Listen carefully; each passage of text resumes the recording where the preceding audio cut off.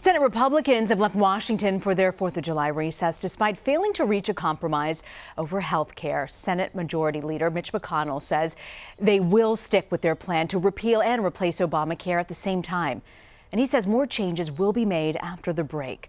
But President Trump now suggesting a plan B if GOP senators can't pass their plan to repeal Obamacare first and maybe replace it later. Paula Reid is traveling with the president, who's in New Jersey for the holiday weekend. Okay, so Paula, what's behind the president's possible health care plan B? Tell us about this.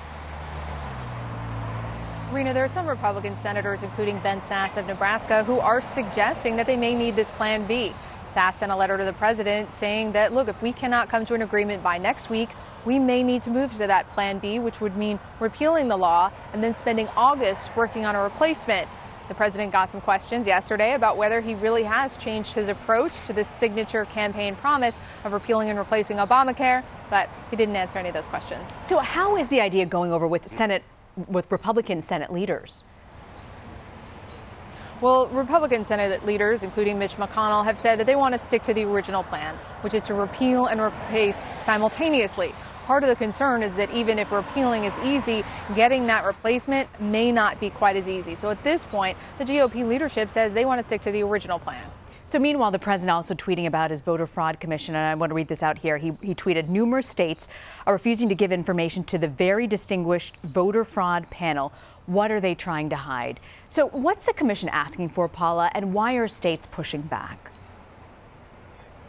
So each of the 50 states received a letter asking for a lot of voter information, including dates of birth, addresses, and voter rolls going back to 2006. Now, the states have different reasons for pushing back. Some states, for example, Vice President Mike Pence's home state of Indiana, says it's against their state law for the state Secretary of State to hand over this kind of information.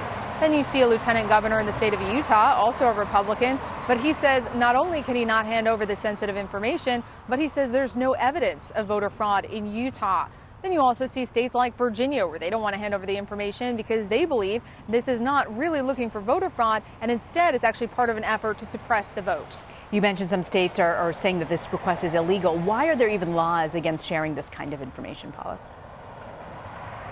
It's a lot of very sensitive information. So if you're giving out someone's birth date, their addresses, how they voted, I think there is a concern that this information could be culled and then used to target specific people in a way that could potentially suppress the vote.